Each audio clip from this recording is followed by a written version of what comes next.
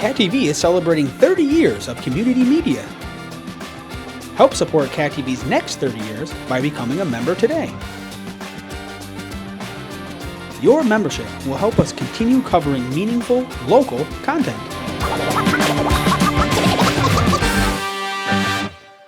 Thank you for supporting your local community media station. The Conservation District here. He will be helping to explain anything when the Save Lake Perrin presentation happens later on. I am not aware of any changes to the agenda, but we do have an additional matter to discuss in executive session. So we now have both a personnel and a legal matter, and we will have someone joining us for the executive session for that explanation. If there is no one else knowing that there needs to be a change in the agenda, we can start with reviewing and approving the meeting minutes from last month. I presume everyone has had a chance to read that. Yes. Any questions, comments, or concerns? No. No, seemed good to me. Oh, I did have one. Yes. I just briefly read these over, but was there a notation made that I was the acting zoning administrator? Yes, it was. Yes, there was. Okay, good. Okay, Okay. so then I would move to approve the minutes. Scott has moved. Ray is seconding. Any questions or comments? Hearing none. All in favor? Aye. Any nay? Hearing none. Unanimous. Okay. Doug, would you like to take reviewing and approving the bills in any order you wish? Yep, what we'll do, we'll go payroll first. That one is very straightforward, nothing out of the ordinary. You'll see the AFLAC, technically the AFLAC hit November 1st. I did put this on the payroll warrant. As everybody knows, we approve the month behind. So that payment to AFLAC, even though it was November 1st, was for the October. So that's included there. So the total payroll warrant for October to be approved here in November is $9,748.01. Motion to approve. I'll second. That was Tara for the notes and Ray. Yes, second. Assuming there are no questions or concerns, hearing none, all in favor? Aye. Another unanimous. Okay, next we had a late October warrant.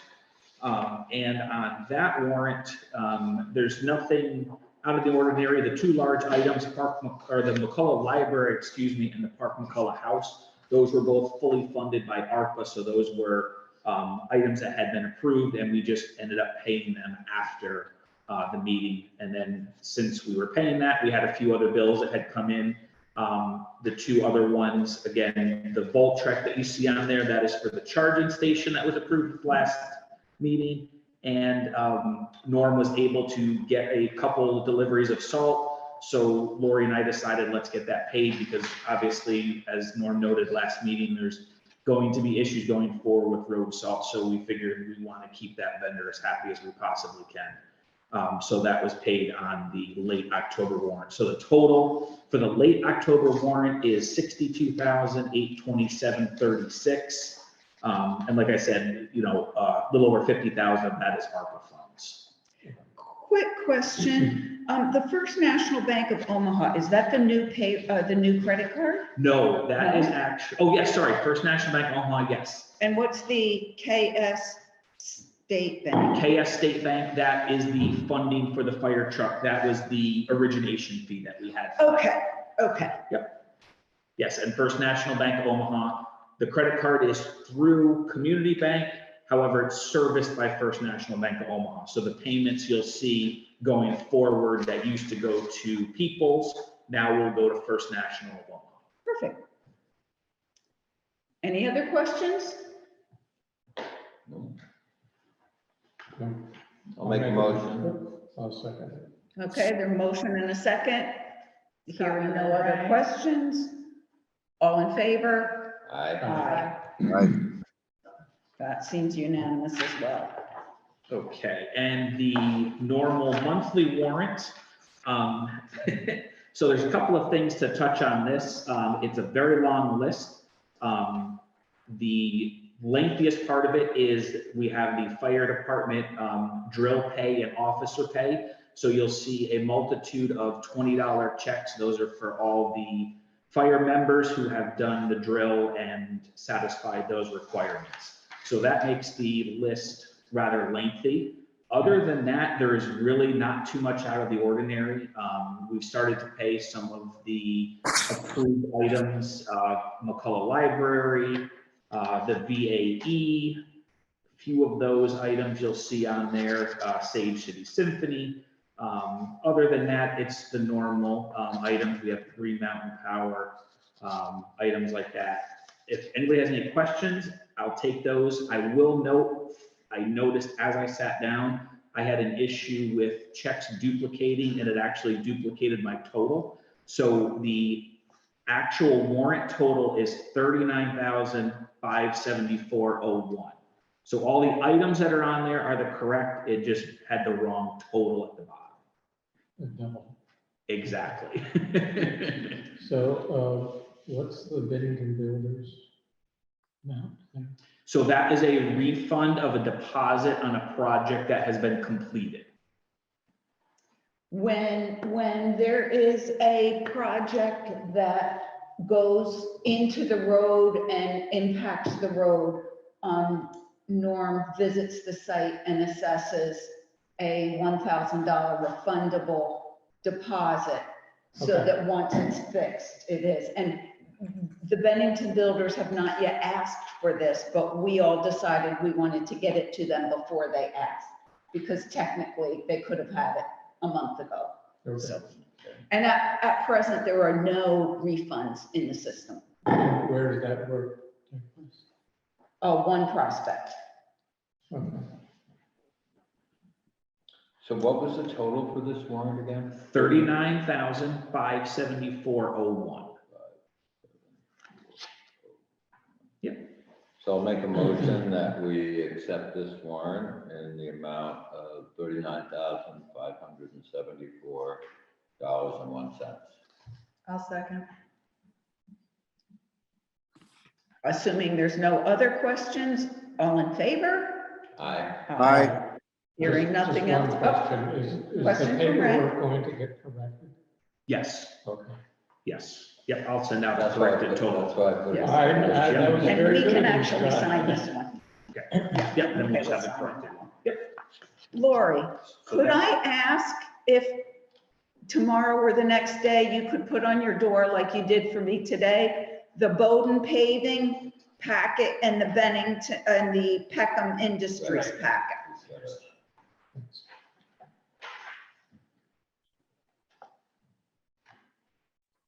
Mary, Yes. I put Peckham on your door today. Did you get Okay, that? but that was a previous Peckham. So what do you want? The ones on today's warrant, the Oh, Bowden on and the, today, yes. sure. Thanks ever so much. We're trying to get together enough invoices, proof invoices, et cetera, to go get reimbursement for 2 road grants. Thank you, Lori. Okay, moving on. The next item, Where is it? oh, thank you. Good, that would be more time for somebody else later on. Yeah. I'm sure we'll have a meeting. Okay, well, I did want to have a discussion and possibly, well, hopefully, set up a schedule for budget planning for this year. Other municipalities will have every department and every receiving agency come talk to the budget planners, talk about what they need, why they need it, how it impacts the community, et cetera. We may have done that to some degree, but I'm proposing that we do a little more robust budgeting especially in a year where all the costs are going up likely, so that we can really adequately look at what it is that we need, how it is that we can pay for it. And then maybe look to see, are there other things? Is there something that we normally would do that we would defer? And I would also like to look at looking beyond just this year. Kind of like the wish list of things that we could be doing, should be doing, and how we are going to get them into our to-do list in coming years. Doug's got the tools that as we're doing these discussions, decisions don't need to be made, but after information is gathered, Doug can do some actual on-the-fly modeling of what certain things would do to the tax rates. And sometimes that is helpful to know. So I would like to see if we can look at our calendars, but I'd like Lori's opinion, because we need to work back and find out when is it that Lori needs to have final documents for the printer, and then we can work back from there. So it's always best if I have it no later than the second week in January. Second week in January? Yes, Which is why we want to start talking soon. right. And for instance, Bennington, even the amount that the town of Bennington has provided for our parks, even that is subject to review. So we have to, and Mark Boudreau kindly, well, I've asked him, and I know he will kindly volunteer to help me draft up whatever letter and whatever justification we need to do that. So we already have several of our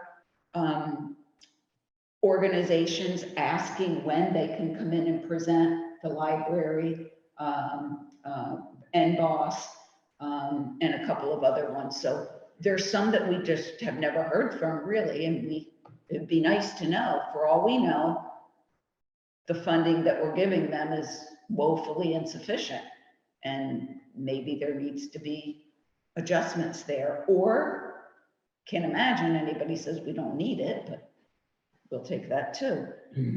Well, we can ask the questions though, because even if they don't say they don't need it, if Yeah. you see the things on the paper and you ask them Right. about their other funding sources, Right. we can find out Right. things And and if- see Yeah. where our donation or our support would fall in line. And it could help other organizations raise kind of their visibility too, and their need, being as it would be a public meeting.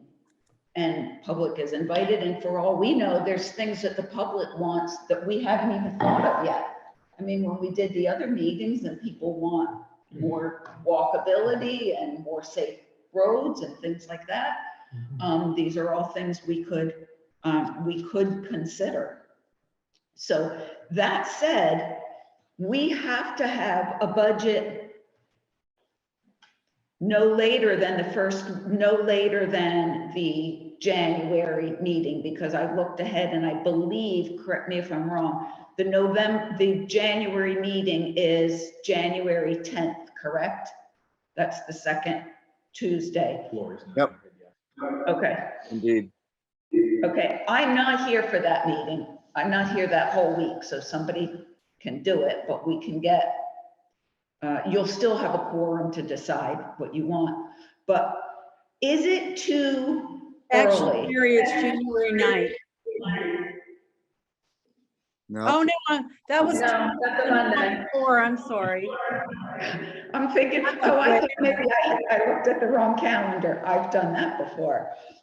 But is it too early? I'd like your opinions. Is it too early to see if we could schedule a series of special meetings starting in November? They would be special meetings, so we could still warn them. We need to warn them just and put the agenda out, a week ahead of time. But we could get 2, if not 3, maybe even 4 meetings, because we could do one that would have the fire department.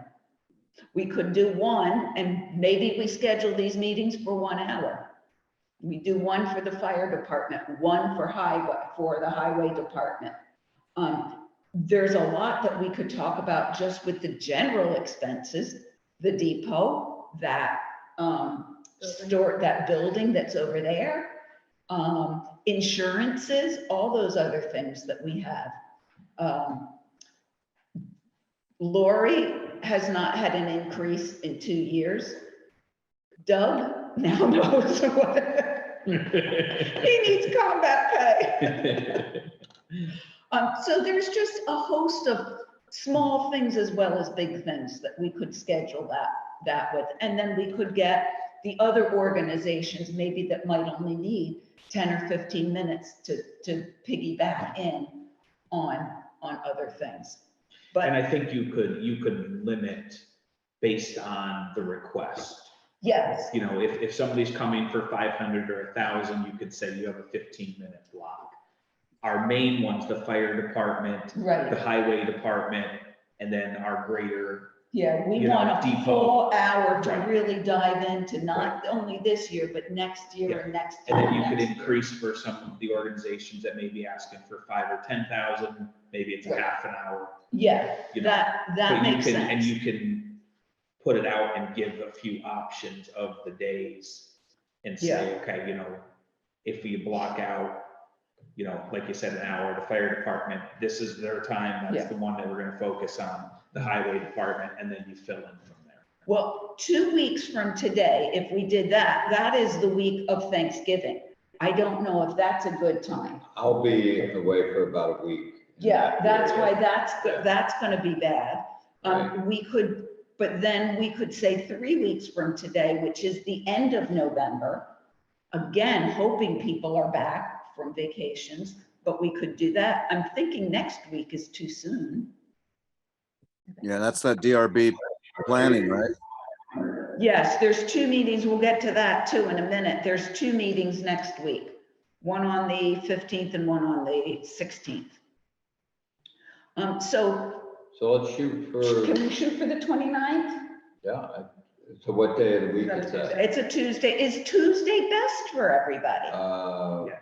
Let's see, I will not be back by then, The 29th? right? So maybe we could start with things that, well, knowing that none of these meetings, decisions are made. Right, This is yeah, fact and finding. just because Are I'm you not gonna okay? be here doesn't mean you Okay. can't, you can't. I come think back. based on our time frame, we have to start the 29th. Yeah, Okay. I think that makes sense. Yeah. And I think this is very smart to get a head start on all this. Okay. And then the next one, again, I don't want to get into Christmas holidays, but we're going to have to do 2 in December. So I don't know if we should do the next week, which is December 6th, 6 and 13. 6 and 13. Would that make sense for people? 13 is gonna be our regular. Oh, yeah.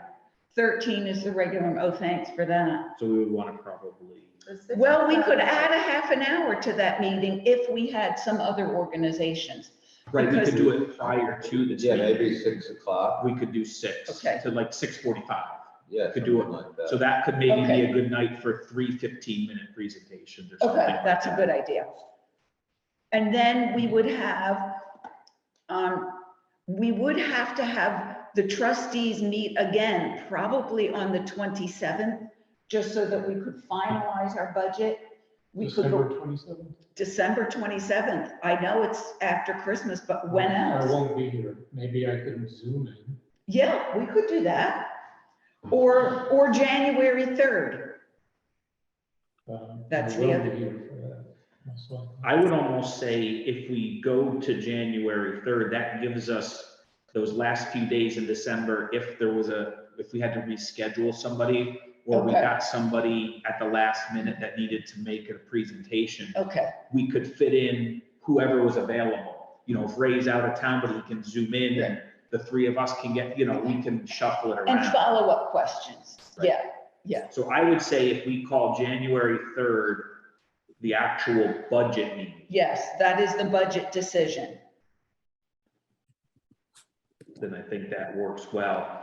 And then we can send some of these dates out to Yes, the fire department, to Yes. Norm, to, Since you're here, Chief Harrington, do you have a date that you would prefer of these three? Either November 29th, December 6th or 13th? December 6th. December 6th, you got that? we'll confirm a time. We won't set a time right Yeah, now. We'll, yeah. Regular meeting. that's right. So this will be 45. See, minutes you're here, you prior. get first pick. So Mary and Yes. I think at the end of tonight's meeting, we will continue the meeting to November 29th for the purpose of a budget discussion. Well, honestly, Lori, I'd rather not do that. I'd rather finish this meeting, get the notes, get minutes of this meeting posted. And these are exploratory meetings. There's no decisions that are going to be made. Does that make sense?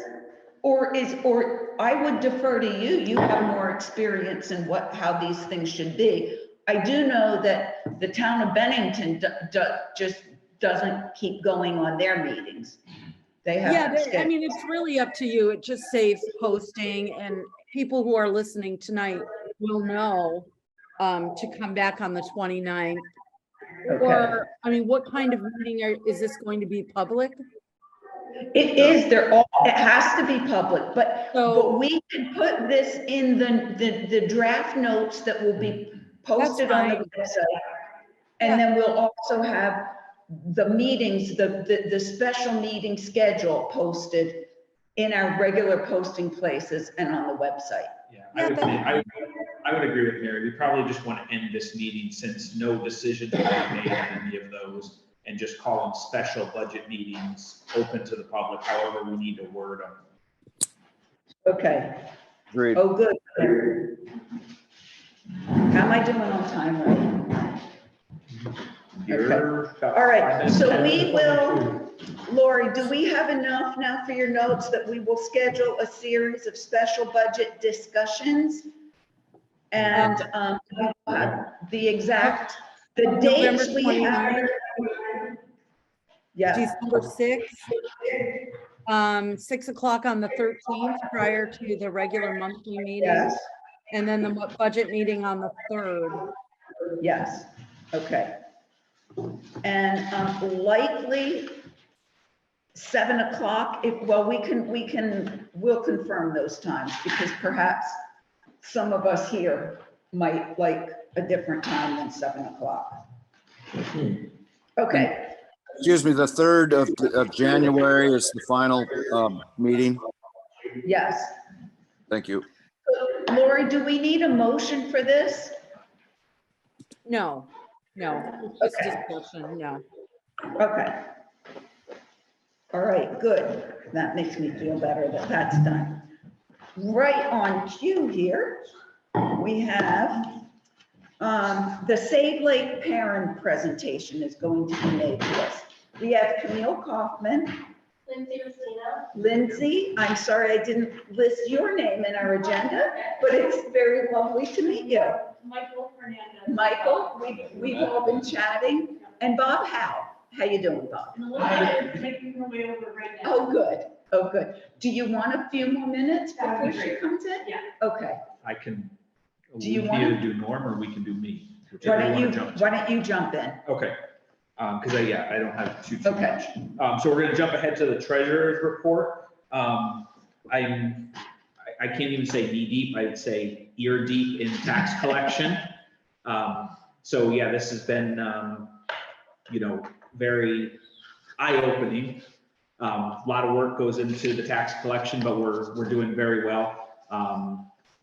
They're percentage-wise, we're well above 80% collected at this point, probably even 90 after what I just did today. So everything's going well. Tax day is the 11th, so that's Thursday. We'll go from there, and then we'll begin to see where we're at that point. Mary and I have started to work on the budget versus actual. So by the end of this month, definitely no later than the next meeting, we'll be sending those out, which will be very important for our budget discussions for all of the expenses year to date. So we'll have the budget versus actual. That'll also have the detail for the warrant. This month with all the tax collection, I didn't have the time to get through that and to get through the cash balance report, in addition to the tax collection that's been going strong. As noted, about a week ago, the village did receive a $500 donation from an anonymous resident. The discussion was to have it to go to the Parks Department for the work that's going to be done through Welling Field and some of the others. So I think we do need to have a motion if everybody wants to put that there, right? Do we need a motion for that, to put it in the parks? I'll make it. Yeah, I think so. Thank you. Ray made such a motion. Second. Seconded by Scott.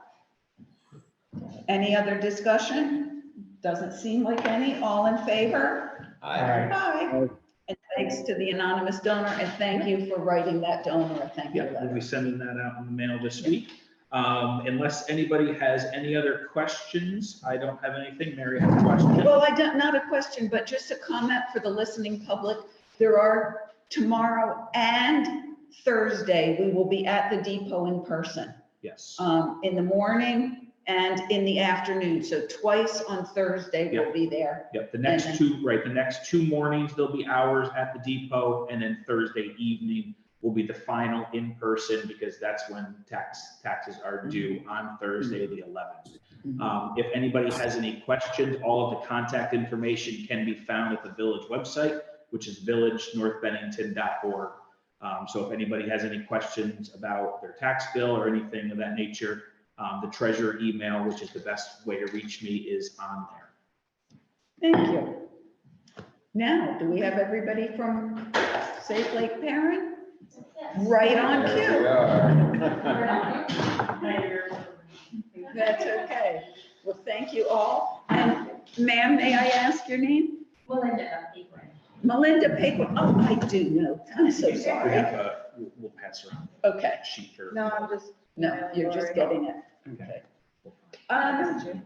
So folks, you're on our OWL, you're on Zoom, you're welcome to come up, you're welcome to, You want Present- you want me to send around the sheet?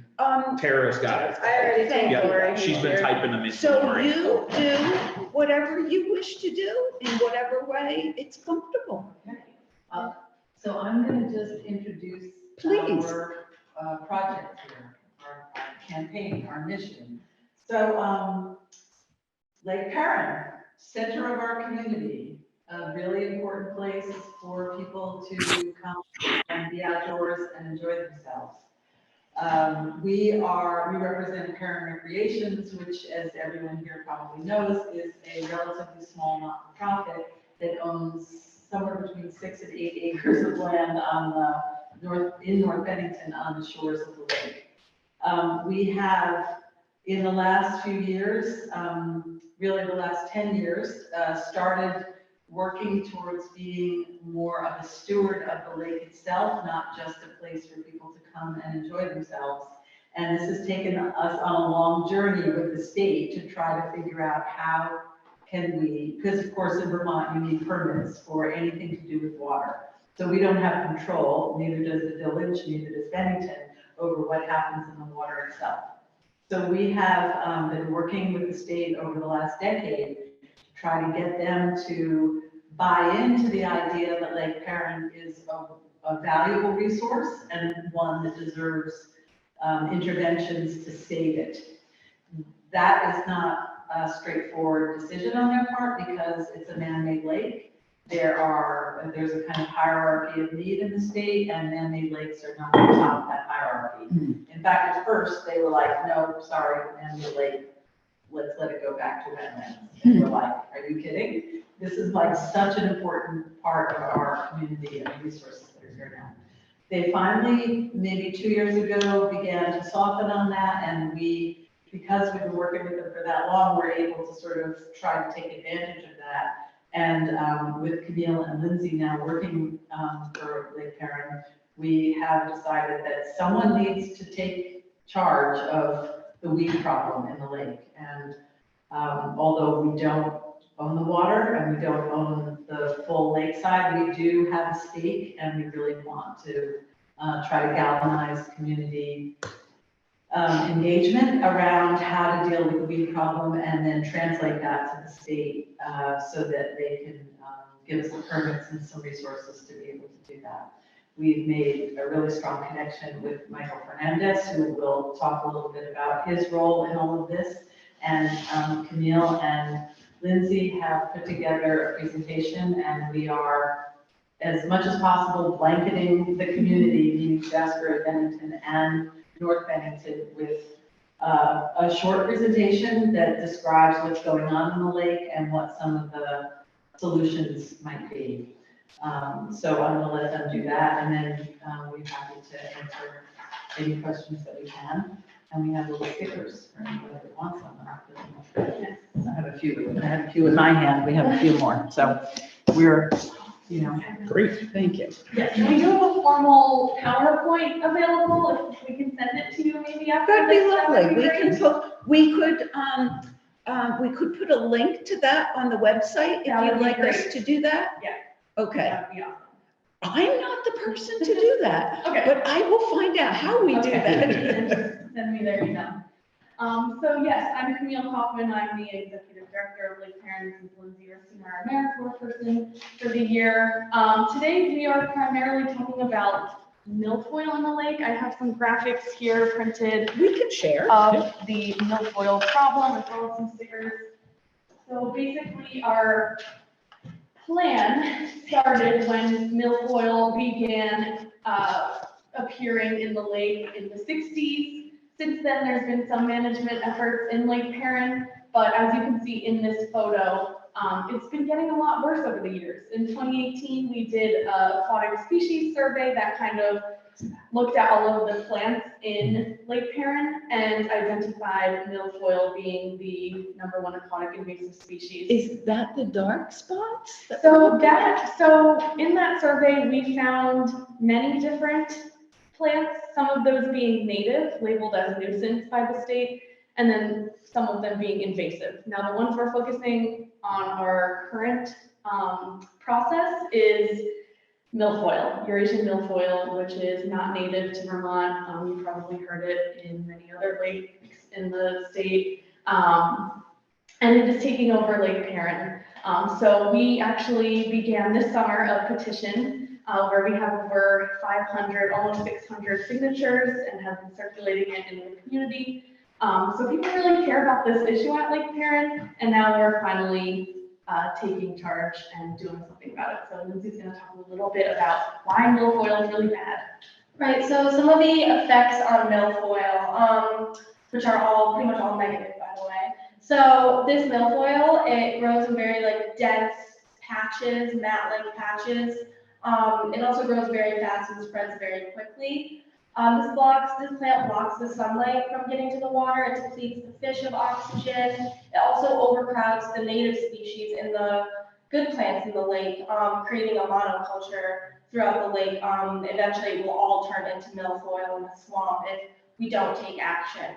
Another effect is the effect on recreation. Obviously, swimmers, fishermen, people boating, they are all affected by this problem, which in turn leads to a problem of safety. This milfoil is becoming a safety hazard because of how densely and how quickly it's spreading in the lake. And like I said, if we don't do anything, the lake will turn into a swamp. It'll turn back into a wetland because this milfoil catches all the sediment and runoff in the lake. It creates shallow water level, and it really depletes the beauty of Lake Perrin.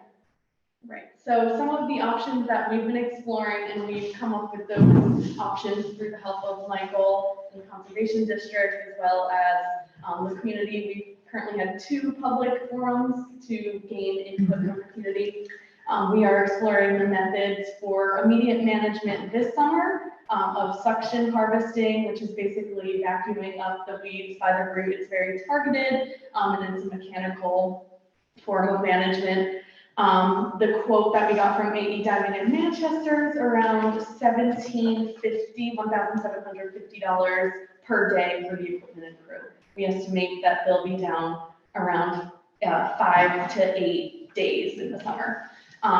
Interchangeably, that 1,500 much a day? 1,750 a day. Now, that's just a quote. Once we finalize our method that we're going with, we can get more exact quotes.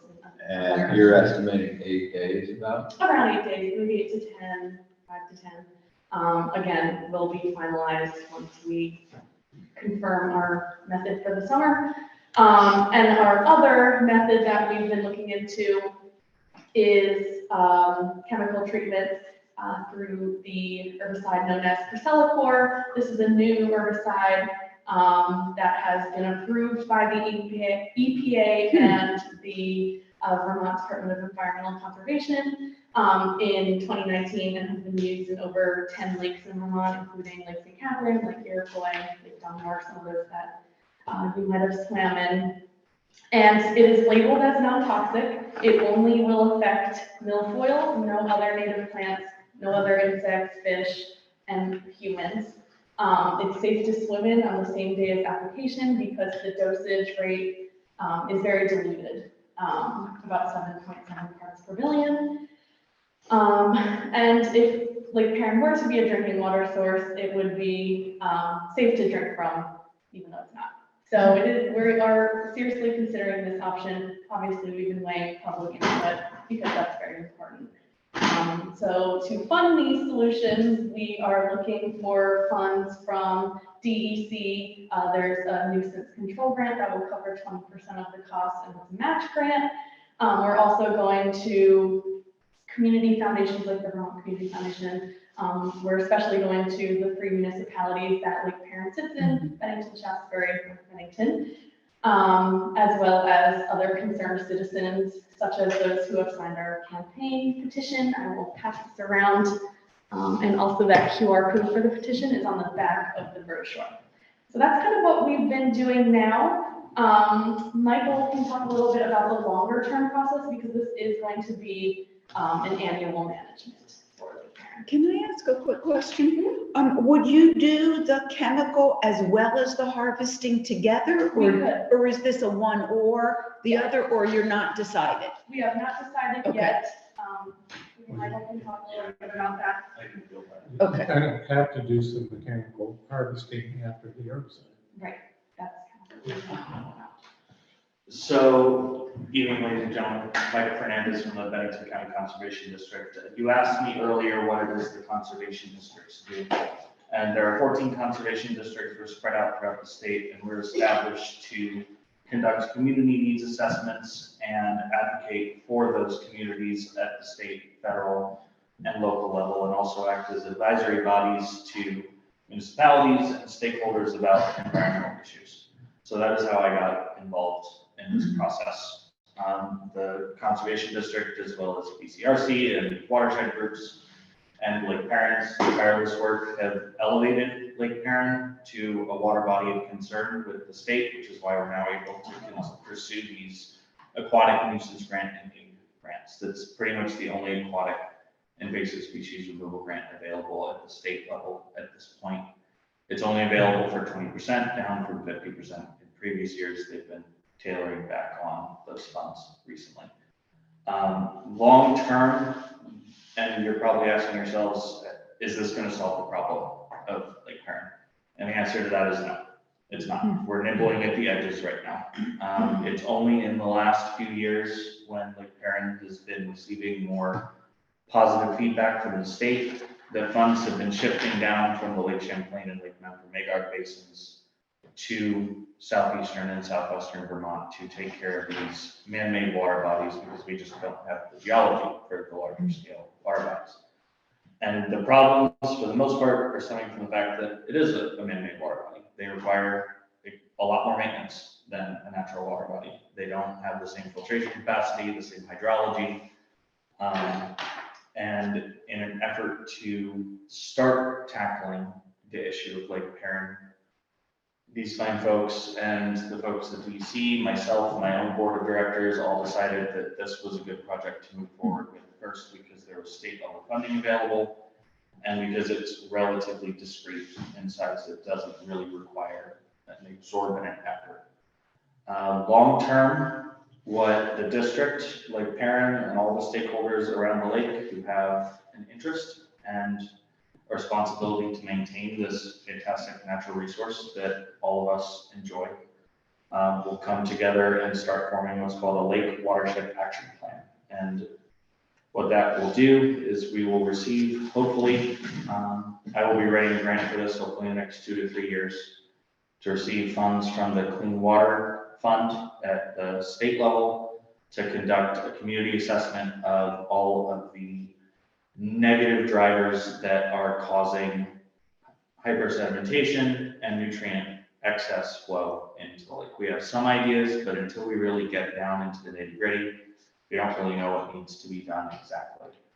What I can tell you, and these guys have a really excellent map of the distribution of the milfoil throughout the lake, but you're really talking about these edges.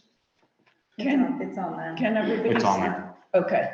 And what's I just want to happening, make sure that anybody else or the, what's folks on happening Zoom. around these edges and then in the center Yeah. of the lake as well is these plants, because there's an excess of nutrient due to a number of environmental factors, as well as sedimentation from the creek inflow, as well as I believe there were some businesses that caused some erosion into Perrin Creek. You're getting much shallower water, which is causing a dramatic and accelerating shift in the lake's ecology. More sedimentation along the lake bottom reduces fish spawning habitat, reduces insect spawning habitat, and every year when you get these large excess growths in plants, they die back and essentially just create compost on the bottom of the lake. So every year you're getting another layer, another layer, another layer, and eventually you're going to start seeing blue-green algae blooms that are toxic not only to fish but to people and can cause real environmental hazards as well as just being unsightly, smelly, and all around a bad thing. So what I and the Lake Perrin folks here are proposing that we all do as a community is start engaging in a concerted effort around saving this water body, because since it is a man-made lake, intervention is really the only way that we're going to be able to push it back in the direction of being a clean, healthy water body. Eventually that might look like dredging, aeration, artificial wetlands at creek mouths, anything to slow sedimentation upstream, anything to capture nutrient from overflow from septic tanks. It's a systemic approach that's going to take years. But if we don't do it, by the time my kids are my age, this is going to be a swamp. There's going to be nothing left there. So I really encourage you, as the district, we support this project wholeheartedly, and when they are able to come up with a full budget, I would strongly recommend that whatever we are not able to come up with in grants, and these guys are able to come up with in fundraising, that you help meet the difference and engage in this process of continuous improvement of this ecosystem, because it's something that we all really not only enjoy, but is one of the few wonderful lake water bodies that folks around here, especially lower income, have access to. So, questions? So, this sounds like a staged process and minimum of 10 years or more. That would be my estimation. And I doubt we're going to get grant funding from the state all of those years. So for instance, first step of harvesting milfoil, that's going to have to be every year. And if you poison it, you still have to harvest it to get it out of the lake. And then you need to possibly, sounds like you would need to dredge because you need more depth. And then you got to protect it from sedimenting in, so you're going to have to rebuild a riparian barrier there from the stream, because we know where that sediment's coming from, and we don't seem to have any help in reducing it. Correct. Okay. Thanks. You got it, Fred. I mean, essentially what we're saying is that we need to start. If This we want is to the have lowest that, hanging fruit that we can Yeah. find, that we could find any kind of state support for, because it's taken a long time to change the DEC's mind on intervening on artificial water bodies. So we want to start with what we can do while we're planning for much larger saving projects that will do kind of other work on the lake. And intervening on this front, by reducing the milfoil, you're reducing the sedimentation because you're reducing the excess growth of the invasive species and allowing for native species that have natural predators and are a part of the ecological cycle that's actually associated with the fauna and microbiota in that lake. Because at this point, when you just have these whole shoreline areas covered in milfoil, nothing can eat it, nothing can process it through a biotic system. So it just grows, stays, dies, and it's accelerating the process much more so than the native vegetation that still needs to be addressed and the sludge at the bottom that still needs to be addressed. But this is something that it's a tip of the spear. Is the milfoil compostable and reusable for fields? Theoretically. After if it's treated chemically with this material, is it still compostable and usable? Yes, it's inert and just biological material, as is all the sludge at the bottom. Hopefully we eventually get to the sludge removal. That will all be, like, you could bag it and sell it as fertilizer. I have a concern that there used to be a what was his name? Vermont Stanley Tools place up in Shaftesbury that is right on the waterway, and they started in the 1820s or something, and then went out of business within the last 10, 15 years. So I'm concerned there's toxic factory sludge as well as just dirt under there. What's the process for sampling and designated? So that would be designated, the site designated as a brownfield, is my understanding, which isn't my. So that would have to be done first, or you do the sampling first? So we would do the sampling first, and that's something that open invitation. I'll give everybody my business card before I leave. The district is here to advise communities on environmental concerns. So if you guys have concerns like this at any time, feel free to reach out and I can discuss them and take them up to various other. Well, my thought is that if it weren't for that, we could just dig it out and spread it on a field somewhere. Yeah. But if it's got toxic waste, I see what you're saying. Then it's a whole nother ballgame. So we need to determine that, it seems like. Yeah, I agree with you. If that's not, if the sludge isn't something that's going to end up getting taken to a landfill, because that would be the case if there were found to be high levels of toxins in that sediment. And that would raise the cost astronomically. Exactly. And before we would do anything remotely associated to dredging, because there's other things you can do besides dredging. You can aerate the water column that agitates the sediment and sends it over the dam. You can use microbial pellets and lay them in the bed that accelerates the rate of digestion and excretions into the water column, and then it sends it over the dam. So dredging doesn't have to be the solution. It's just the worst case scenario. We want to not dredge if we don't have to. So it's incredibly expensive and something that would have to be repeated on a cycle every 20 or 30 years, maybe even more if we start seeing heavier rains due to climate change, washing more sediment into the lake watershed, which is why the first step of the process after this initial project is to conduct a full lake watershed action plan, because we'll identify all of those, because those are all non-point sources of pollution, very technically.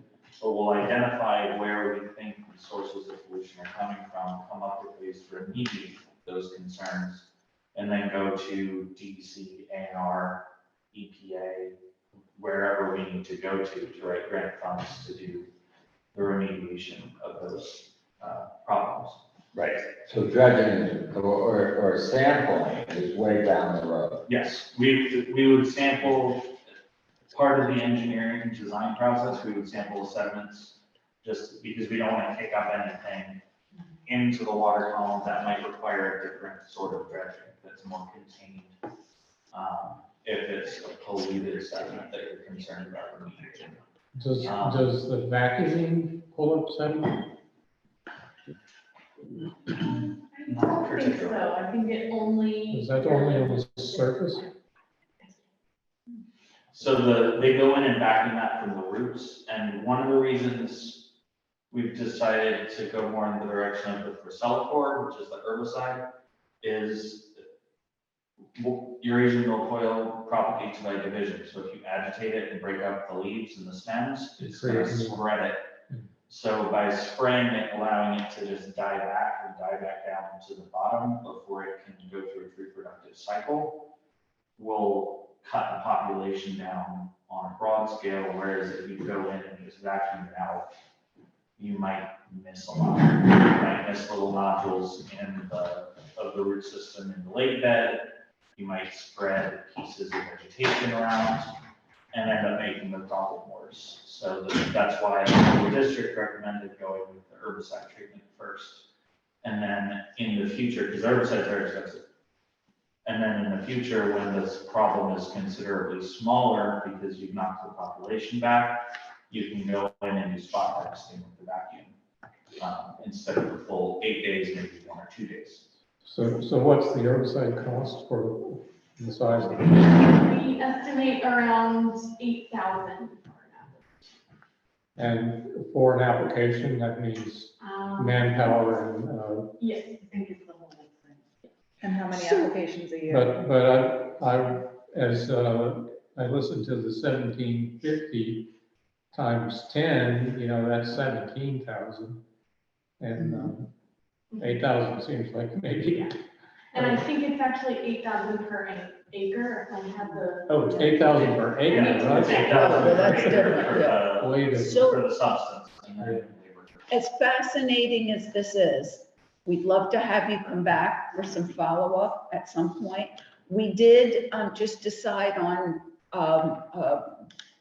budget planning schedule, so I could get that information to you and we would invite you to come back and spend some time presenting an actual budget. Will you have that together within the next 2, 3, 4 weeks, maybe? Yes. Okay.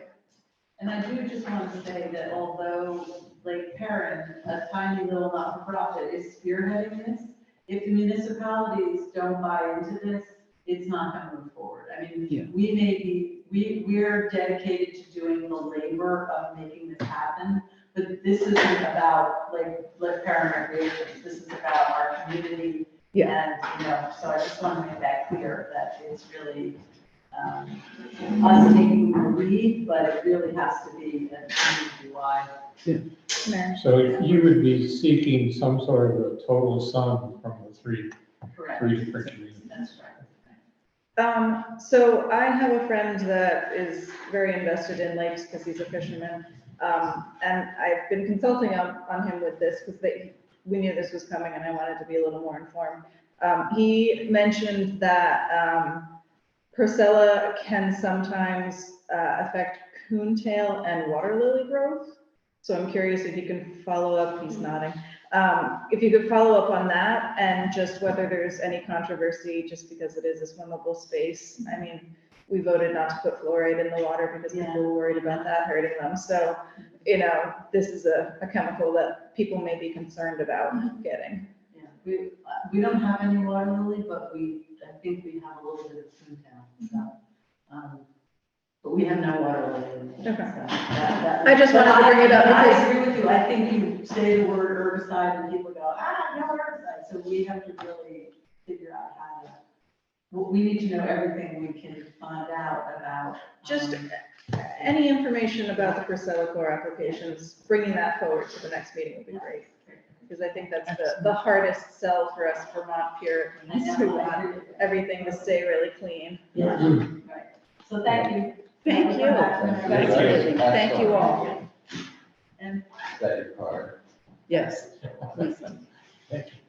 Great presentation. Thank you. Yep. Yes, thank Thank you. Yeah, call me anytime. Okay. And I'd love to take part in those planning meetings. We will let you know. Lori, I will put scan this card to you and Matthew. Thanks. Thank you all. Yeah, thank you. And we are on time now. We are going to, Norm is not here. I did send some notes out. I'll touch on them in a little bit, but let us please give the floor to Chief Harrington. Everybody got the inventory? Yes, thank you. This is wonderful. Simply wonderful. This, especially this last page, is exactly what we need as we go into the planning. It's a lot of pages, I have to see. Yeah, that's the best, that one. That's good. Any questions on that? Well, right now, it's a little too much to digest, but I think it's a start. And when we go through the planning process, what I would encourage you to keep doing is working with Doug and get a team of people that can work together to help these things are too big for any one of us to do. So if we can develop a team of people to help you with this, it's perfect. And this will really move us forward. So I thank you for that. So are these, well, I'm looking at the back page. Right? Yeah. These are the replacement costs on the year they have to be done. It's an estimate. It's not- Yeah, exactly. Where is the date on the hoses? That's the first one I look at. And see if they- He's 2038. Oh, okay, by 2030. And so what will happen next is So that would Doug can take our capital planning spreadsheets, add to them, because we have air packs and canisters and a couple of other small things on that. We can now add to this and really come up with a good capital plan. So that's perfect. Or sledgehammers, $50 a piece. Yeah.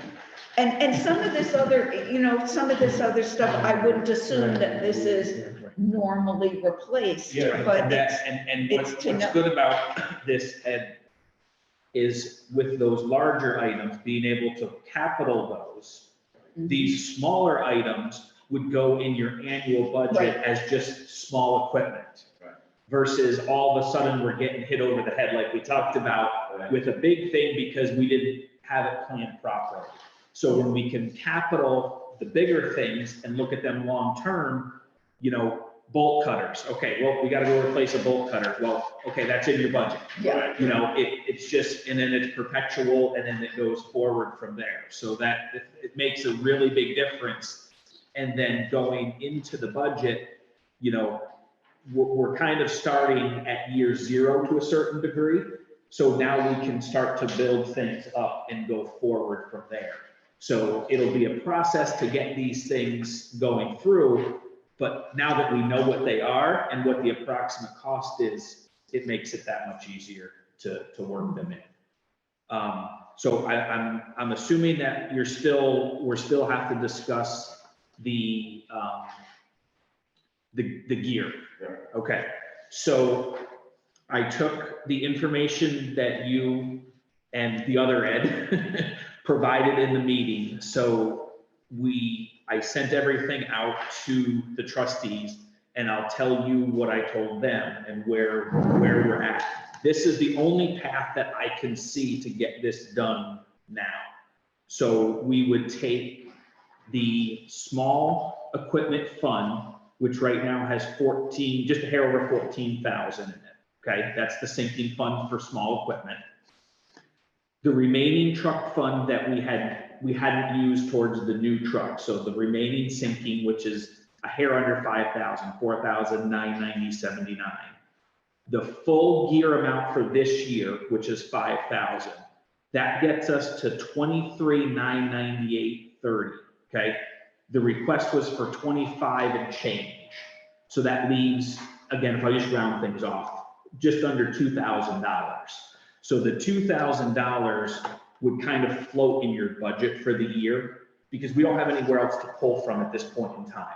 So that 2,000 would kind of float to the budget. So if there was an area that you saved money in throughout the year, it would balance that out hopefully by the end of the year.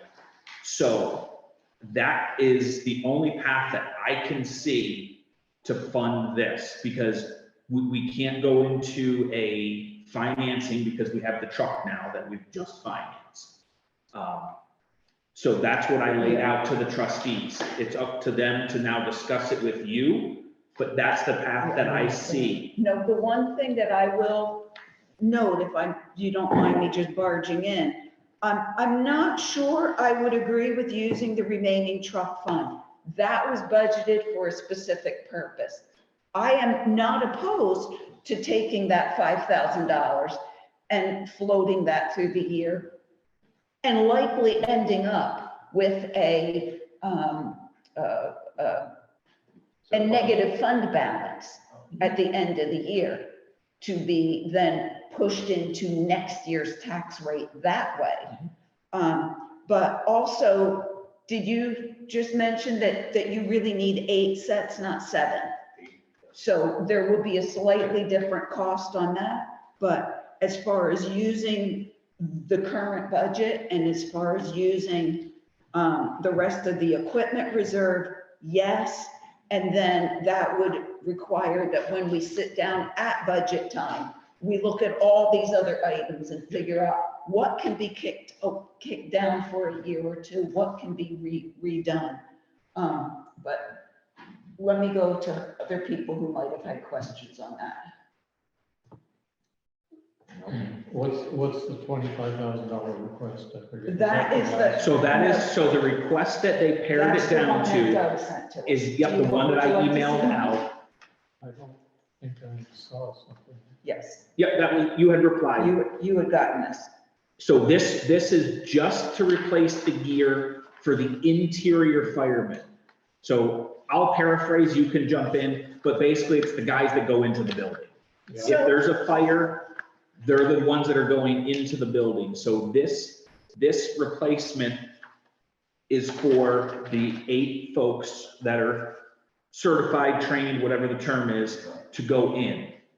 The folks that stay out, work the truck, work fire police, their gear can be moved along. Now, that's not to say it doesn't need to be replaced, and we will start to work that in going forward, but we can take smaller bites of that batch versus this one, because there is information out there that I had found after last meeting, and then that Ed had brought to the meeting that we had about a week ago, that says the interior, because of the deterioration of the material, has a flat 10-year lifespan. Okay. And that's where we're at. We're at 10 years. And this is a going forward, not a looking back. But going forward, like for the annual report, can the fire department keep a list, check, spreadsheet, whatever you call it, of every call that's made? Because I'm sure you know how many calls are getting made. What are the nature of them, and how many people in what capacity have to respond? It's all Okay. in. Yeah, if you go to the fire department page, it'll tell you we had. Well, that's great. If you could do that, that might be of interest, because believe me, I'm not saying this thing that we don't need 8 interior guys. That's not the point. But of 8 interior people, how often do they, I mean, again, I'm not saying this because I'm saying we don't need them. I'm just curious. Of these 8 guys, how often do 8 of them have to go somewhere? Just rhetorical, not expecting an At the same answer time. to that. Yeah, so in other words, we have this gear, yes, we have to replace it, but how often is it really used? And yes, there's a component of that that's an insurance issue, that you need things because what if? Yep. But. Yeah. So again, it's just, moving forward, just, Yeah. To have more information and to note things. And I'm sure you guys track that already, versus just saying, okay, we had whatever the number was, I'm sure I'm 100% wrong, but we had 200 calls last year. I'm just using a number. Of those 200 calls, 50 were for actual fires. Yes. Again, I'm not saying that those numbers are right, but that's the breakdown. And then it just kind of goes from there. You know, it's good information to have, you know, And to if you've go out there. already got it, it would be easy enough to compile. Well, And just, it's in the annual report. well, it might be. I haven't. I think it just has the. It just has the number, Just the total it has the number, I number think, of is in calls, there. but it doesn't say who does what. It would be Ed Myers' report. Right. It was cheaper. Yeah, I don't recall seeing that. I recall seeing whether they were the number of calls and whether they were. Calls, 3 of them were structured fires, mutual aid. That's what it says. Yes. It doesn't go Yeah, down in great detail. It just I tells think you the it- number yeah. of calls. And some certain and, idea of Yeah. how many of them were actually firefighting as opposed to Yeah. other calls that you get. You Yeah. do other things as well. and if you have that, that would just be a nice thing to look at going forward, not necessarily looking back. But I have to ask this, and it's not because I'm trying to be not supportive, but the reason I ask that is if, say, for instance, because this is an unusual circumstance, would there be a way of saying, we can get by this year with 5, and then next year we'll get 3? And then, you know, and then you can get on a rotation so that if you actually need 8, on year 8, you're going to replace 4, and on year 10, you're going to replace 4. So you don't have the huge cost all at once. Well, I mean, the next 2 years won't be as much. But I'm talking about this year. We don't have the funds to pay for it this year. This year, the gear that's being replaced had expired. Correct. So we, as he saw, we can't say, you know, so it. I understand that. I understand that you can't use it, but what I'm saying is, could you get by with 5 or 6 interior people instead of 8? I would do that. Well, you don't do that, but could you? In other words, how often do 8 people have to go in to an interior fire? About every 5. Part of the issue too might 4 go be, in and do what they gotta do, 4 are waiting outside to take over. Okay, that makes sense. That makes sense. that kind of. We get Yeah. that to Shasta a lot, and we're Okay. sometimes the first on the scene, so our team's going in first. That makes total sense to me. Okay. So I think then we would just need to entertain a motion Yeah, to approve it, and then we to can approve the expense, approve which the now, expense, and then which now is going to we be can work from there. Now, the 25. other question that Oh, I, I'm so sorry now. But so we're now adding 25 plus 11, so we're now looking at 36. Or when you guys are ready, you can just sign it. But that's not the right Hold on a number. second. We can't sign this because this is only for 7, so they're gonna have to get us a brand new. Yeah. We can approve it tonight, and then you and I can work forward, Yes. but nothing can be signed because this says 7. Yeah. The other thing, well, I'll wait till after if a motion is made and passed, then I'll. No, say- I want to make sure that if there is any other questions, because now No, we're 'cause looking what I at was going- 36. What I was going to ask was, Okay. how receptive would they be to possibly offering us some sort of a discount? In my world, it doesn't hurt to ask. So if you go back to them and say, hey, look, we need to purchase 8 of them. Is this your best price? Can you give us a 10% discount? Can you give us a 5% discount? You know, anything is going to help us because we're kind of, you know, playing a shell game right now to make this work. And I think everybody is in Yeah. favor that we want to make this work because of how important this is for these guys that, you know, I don't want to minimize, but risk their lives to go into the building. And if it's not something that's comfortable, I mean, ask your treasurer to do it. Let somebody else do it. Right. You don't have to be the guy to do everything. That gap's closed. You're making a decision, but you don't have to do it. Right. Yeah, no, I mean, other people have. And she's way behind in the polls. So the point is, the polls. I'm gonna mute Matt. Matt, you're not muted. There we go. Sorry about that. Checking the results. So like I said, this is something that I thought of after you and I had our meeting was, it doesn't hurt to ask, you guys are a volunteer fire department. So, you can go back to them and just say, hey, look, this is what we're looking to do. We really need to purchase 8 of these. We're hoping to move forward. You don't even have to commit, on the phone initially, and just say, look, is this the best price you can do? Can you do something? And again, this conversation is not going to slow up emotion right now. I'm just having this conversation as, because this is just a quote, Right. So kind of like the fire truck, we started off with a brand new one and we got a demo and it saved money. So there's not a demo model of these, but there can always be the ask of, hey, can you cut us a break? I go ahead. And I have a question. Is this 8 of everything on this list? Okay, That's a helmet, okay. So that's a lot more than just another $11,000. Because it's $11,000 for just that first item. And then you've got, I took the total and divided by 7 and multiplied it by 8. okay, that's close enough. Right, 'cause this There's is- a few things that This are is 4. at 7, right? Yeah. Right. So So would you come up with, Just $30,000, okay. So $30,000, now that leaves us, I mean, it is still doable, but that leaves us with $16,000 that we don't have funds for. right. well, I'll talk, he's on vacation this week. Right. And certainly, we're not gonna get anybody to knock off $16,000, believe me, we're not looking at But that. anything, even if it's, even if it's the 5,000 that we just kind of were talking about.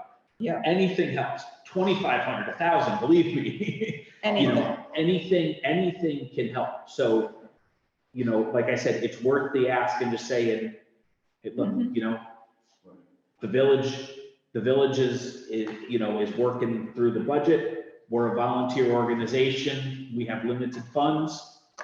What can you do for We us? just bought a new fire truck. And get, The other gear has to be replaced, so if I say to him, in 2023 and 24, we're gonna buy 5 of this and 5 of that to finish.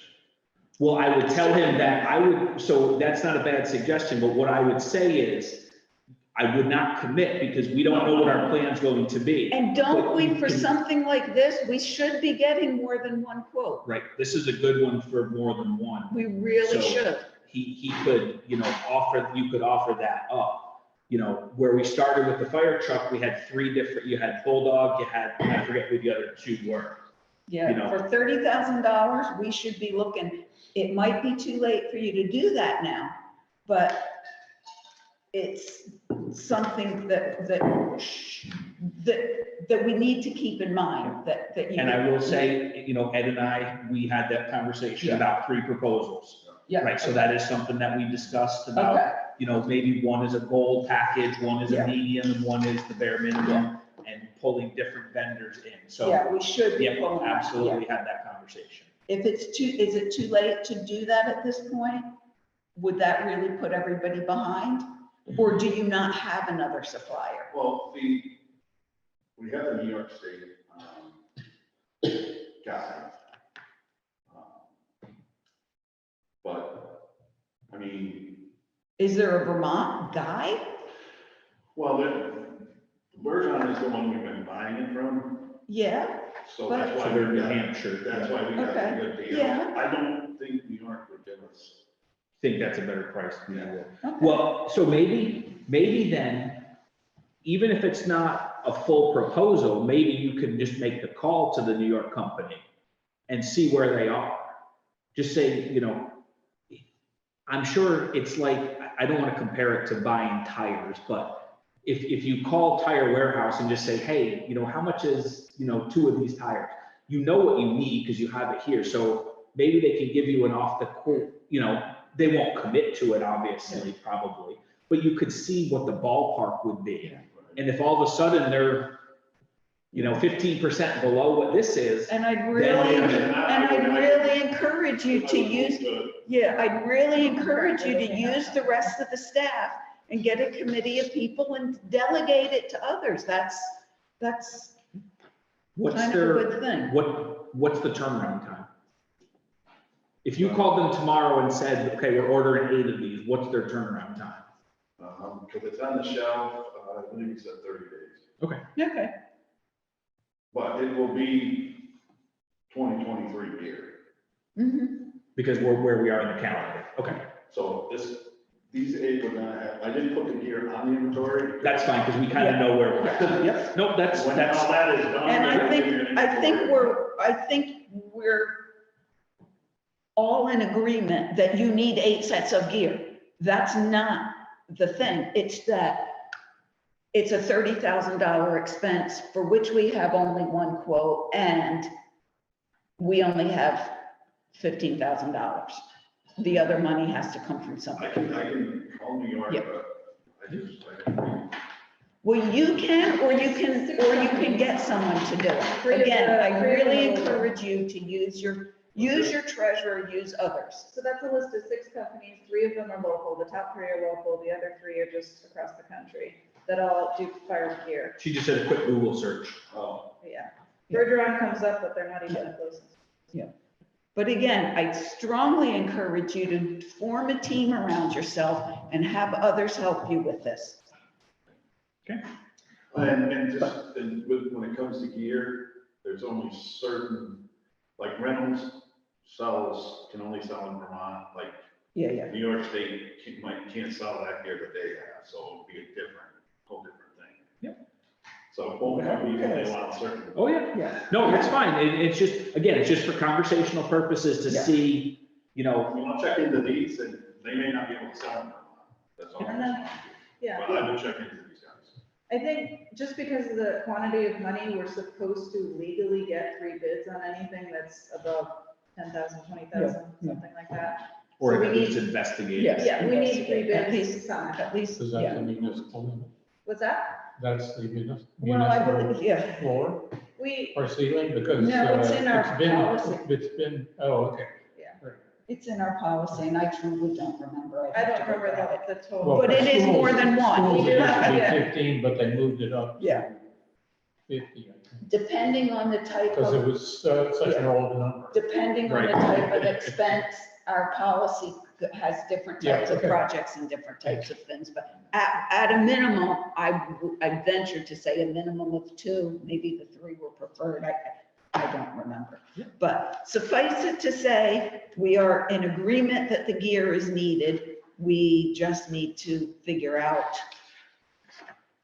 best price. So, And we need to maybe parse it out over a couple of years. Well, not this this batch 8 we set, can't. this 8 Not- set can't, You can't do that. no. These I are thought the ones that's that what you have were to. saying. Well, I did, but it was explained that you need 8 because four go in at one 4 go time and in, then the 4 are the backup. They come. Yeah, they and come open. and I'm sure there's a certain safety factor in here that you can't do Or that, is which that better? I wouldn't know that, I wouldn't know that, you know. So I think at this point, we just need to have the motion to approve purchase and then we can get the. Lori, do we have a motion, just a general motion, or does it have to be specific with the price? Hold Hold on on. just 1 second. You can always say, you can always say a price not to exceed $30,000 or whatever. Okay, okay. And that's appropriate. Okay. I kind of thought that might have been what it was, Lori. All right. Yeah, thank you. And that came out to your 29,558. Yeah, okay, so we could do a not to exceed 30,000. I'll make that motion, not to exceed $30,000. I'll second it. Did you have another comment before that? I'm gonna try to get it lower than that. Right, but that's a not to Yeah, exceed. Is someone that's gonna say yes, order it, or who's gonna? Mary and I, Yes. you can Yeah. communicate directly You to me, communicate with and I'll him. verify with Mary. But the motion in the second is to purchase 8 sets of gear not to exceed $30,000 For the interior department. for the interior department members. That was a motion, and Matthew made the motion. Is that what they're called, the interior department? Yes. Yes. You have interior and non-interior. Okay. So that motion seconded by Ray. Any other thoughts or questions? I think No. I made the motion.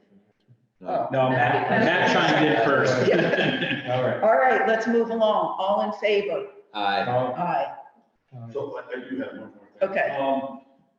The old 5.5 is Yes. going into storage. Storage, not selling? It hasn't moved yet, so we have. Is that a concern? Because when we were talking about this 3 months ago, it was almost a done deal. Well, the town is like you guys that voted on it, they didn't pass it, so either we can bring the price down, or we can leave the price as it is. Well, every month it sits here, it costs us money. I understand that. So what was the town willing to pay for it? They didn't say, It was a bond. he asked if he could drop the price to 115. Okay, here's another radical thought. Because Norm has had ridiculous success with the auction site that he uses for municipal equipment. I'm wondering if it could be tried there. You want to talk to him about it? Yeah. I don't know, I've never heard of any municipal. Well, he has a whole Yeah, site that he he does deals that all with. the time. Yeah, and he's had You want to talk to him a about lot it? of success. It's where you got your generator. It's where you've got a lot of things. Yeah, so maybe we'll see if you guys can, now, Norm is not here next week, but we can look at that as just an option, because if that just sits all winter, even if it's in storage, A, it costs us for storage, B, we're paying, Storage is free. oh, well, wherever. Is that, where would it be heated? stored? It would be, going towards Arlington on 313. Maybe. Gonna be sitting up there where the old mushroom farm used to be, Oh, I yeah. have no idea what that is. those big barns. Yeah. And is that heated? That is heated. Okay, good. So, And how would we be able to do that and no one would charge us? They donated the space. Who's they? One of the firemen have Oh. a place down there, so Okay, we're just gonna put it in there. So well, we can get the other truck that's outside, the brush truck. and the Yeah. trailer inside. yeah, because, nice. So my concern is that this is the first time we've really been told that the truck didn't sell. It was, part of the agreement was that there was gonna be, what, 100 and whatever from that truck yeah. to pay for the new truck. And now this old truck's sitting out there on the lot. What? Would the folks, the experts that you're dealing with, would they be able to advise what they think it would go for? If not the 125 or the 120? They're the ones that gave us the price. Well, clearly it was wrong. I get that, and, he did call and say, could I lower it to 150? Okay, Because, if you lowered it to 115, what would you get out of it? Still the 100? you would get 103,000. Right, because 10%. Yeah. Well, that's, as long as, look, in our budget, when we budgeted for that, you were clearing 100. Yeah. So anything you can do to sell that and clear 100, anything above that is gravy. Get rid of it now. Right, because the quicker we can sell it, the better. Yeah, we have to get, yeah, But Yeah. I mean, when we did the truck, I said it could sell in a month. Right. Sell in 6 months, so. well, it's- yeah, but it was, I just want you to understand yeah, that. no, we appreciate that, but But see if you can do it for the 115. That would be, Because you can, that's still you better can than. negotiate with one person at 115 without dropping your overall price. Yeah. So if that deal falls through, you still have it listed for 125. Right. Yeah. But this person who is the most serious offer at the current time, if you tell them Absolutely. 115 and they take it, we're done, we're out. That's the guy that's selling it. Yes, bear in mind that as long as we're somewhere in the target of $100,000 that you clear, you're golden. Well, yeah. It's gotta be 100,000, Yes. not less. Right. Well, if it's 98, it's gonna come back because we're paying interest on something that, Yeah. is just sitting there. But at any rate, So The moving good news forward, is talk to interest Norm. rates on deposit are way. We're paying Maybe extra. adjust. Maybe we'll Yes. make a difference. Yeah. yes, okay. You say you're selling Because it's embedded in the loan. I don't know if you guys want, if that works, because. We can have a separate conversation for that. Yes. We can, because that would be a Norm conversation. We can bring Norm in. He can explain much better how that process works because he handles the highway stuff for that. Yeah. So that would be. But a whole separate- I'd prefer you to see if you can get it gone for 115. Right. I will do that. Yes, okay, wonderful. Thank you. Thank Ed. you. Let's, Thanks, Ed. okay, now, I just would like to take 2 or 3 minutes on the highway report that Norm provided to us, and I believe I sent this, yes, I did send it to everybody. I know a little bit late, so I'm not gonna read everything. Just know that the thing that, first of all, I would like to publicly thank Norm for helping the Bennington, the cemetery. Yes, He devoted a day of his time using our equipment with approval and helped put the stones back in their proper place in the cemetery that had been vandalized. Fantastic. Which was a good thing to do, and I just publicly thank Norm for. And there was a nice article online that mentioned a lot of the municipalities and the organizations that were there. So yeah, that was great. Which cemetery? Off of Morgan Street over in Bennington, a really Morgan old. Street has been- Oh, okay. Yeah. Not. No, it was over in Bennington, but there was about 200 stones, some dating back to the 1800s that were vandalized. Knocked over or broken. Yeah, sad. There are 2 things, couple of things in this report, though, that I would like the trustees to Mary? consider. Can Yes, I just quickly, I'm sorry to regress, but I also had a question about the Lincoln Park stone that was broken. I know I'm out of the loop these days, no, but what? what happened there? I don't know. I have a understanding, but I don't know if it's factual. This is the one for George Washington? It's the one in the little park across from the library, south of the library, Yeah. across from Pensia. All right, so I believe it got damaged by the lawn mowing. Okay.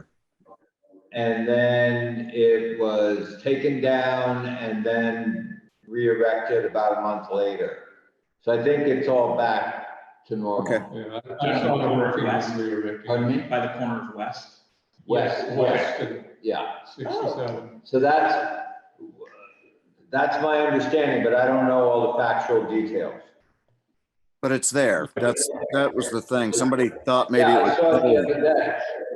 Yeah, it's been reclaimed and re-expanded. Yeah, I thought it had been stolen or No. vandalized or something, so, Okay, so it broke and got fixed. yeah, Okay. end of story, happy ending. Yeah, okay. So the couple of things, though, that Norm specifically asked if we would talk about is the speed detector sign. He's suggesting we put it away for the winter. He's had 2 times where the solar battery didn't last all, like for the week that he's got it out there. And it does take some time for them to get it out, set up, etc. And recharging it, I guess, takes a bit of time. So he was wondering if the trustees would approve him just putting it in the inside storage, that extra storage space that he has. My Until only later concern on. about that is the enthusiasm that we have from our constituents. I agree. To control speed. I agree. Could we with that hold too. off until like after Thanksgiving and then Yes. go away? Yes, Okay. yes. I have a question because I looked at the email from the librarian who lives on Park Street, Lynn Fontaine. Okay, I'm not sure what. Lincoln, yeah. Yeah, it was about the speeding issue. Okay. She sent it before our October meeting. Oh, okay. Okay, so she had posted some speed cameras installation possibilities. And it just struck me when I looked at it, well, why can we not retrofit our device that we own with a camera setup? I don't know, and I think that's a discussion for our budget. What would we do with the camera? What would we do with the images though? Whatever we would have done with them if we had one of these devices, right? Well, I think. Well, no, because the motion capture versus just telling people how fast you're going are two completely different. Well, I know that. And I but think. then the cameras are, well, I mean, you'd have to look at what she sent. She sent some items that were in the attached in the I think I know what you're thinking. Yeah. So what we learned at the meeting that we had from one of the state guys was that Vermont does not currently have a law that allows camera ticketing. Okay. Yeah. Well, I just, okay, so what would you do if you're just capturing? You're just taking pictures. You can't use that And to you know the legally speed. enforce anything. Right, Yeah. and we also learned that even if somebody wanted to report a license plate number, there's little that could be done. Nothing would like that. happen. Correct. Yeah. It would have to rise to property damage or something like that. Yep. where Yeah. You're reporting a license plate because of something of that All nature. right, I'm trying to be mindful of our time here. Well, okay, so I wasn't able to be at the October Okay. meeting, so I don't know what was discussed. It just occurred to me, well, you could probably retrofit a camera onto that if that was to work. But I do think that all of the traffic type of things has to be part of this larger budget discussion that we'll have. Yeah, the whole process, Yes. whatever plan is right. Yes. Yes. And by then, I hope to have the notes from BCRC that they were going to summarize for us. Okay. Okay. The other thing is the depot painting, and I know this came out really late. I just got it literally at 4:30 or 4:45 this afternoon. But Norm has been working on this, and he asked if we would act on this immediately. He said that the professionals that he's talked to, they know how to do this, and they can do this even at this time of year. And this is for those spots where the paint is just really pulling down.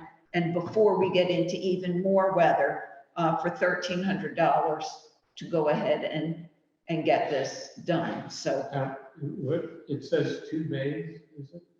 What's Yes. it referring to? there's 2 sections out here. Is it on this face out here? Yes, Okay. I believe that's the only 2. Norm knows, he's been talking to them about this. Like I say, the first I saw this was Right. just this evening. But I do trust Norm's judgment on this and believe him when he says this needs to be done and it will save a lot more work. It's not to say that it's going to replace the necessity to do a lot more painting in the future, but kind of like the milfoil, you got to start somewhere. Yeah. And it'll take care of it for the winter, which Yes. is gonna be. So do you need a motion on that? I would look for one, thank you. I would make that motion. Thank you. I'll second. And seconded. Matt, any comment from you? Negative. Okay. Ready to vote? All in favor? Aye. Aye. Okay, thank you. I will let Norm know that this is going on. We are now at 8:30. I'm going to come back to a couple of things on the DRB and planning, but now that we have David Shaughnessy here, he will talk to us about the 2 grant loan applications, one for PFOA, helping work to get more people on the system that are affected by that, and an asset management system. Thank you for coming. You're welcome. Glad to be here. I also have some new business, so I don't know if that messes with your. Well, we're also going to include you in the executive session. Oh, you are? Okay. Yes. All right. So if that was the other business that's in okay, the that's executive fine. session, is that fine? That's fine. Okay, Yes. if there are, okay. If it is not executive session worthy, speak up at whenever you want. Okay, well, then maybe some, I guess most of it is, doesn't need to be an executive session. Oh, okay. So, I can. Oh, Let's okay. go over the loans first. Okay. Okay, so, last June, the state approached us about a new program by the EPA for emerging contaminants that they're trying to expand upon in the state of Vermont to help with addressing some of the PFOA contaminated wells that are still out there. And they targeted North Bennington, of course, but there's a stretch of Overley Road past the railroad tracks, basically on the Bennington side, that could not be helped by Bennington going up Harvard Hill, their new water lines. They didn't have enough pressure. And then it could not be helped by us because we couldn't get the funding to push that far from St. Cobain. They rejected it. At the time, I think there were only like 1 or 2 homes on that road that had levels that were high enough to be considered giving water service. There is an existing water line that runs through there, and it's the oldest piece of the entire water system. We don't know when it was put in, but we know it was well before 1924. Oh. And that was the original Jennings line that fed the Jennings Mansion from a spring across 7A. So that was the start of the original water system for North Bennington. And it's still running. So the problem with that line, and we did get approached during the whole PFOA work that was going on, we were approached by the state to try to tap into this line to take care of a couple of homes that needed, the wells to be capped and needed water service.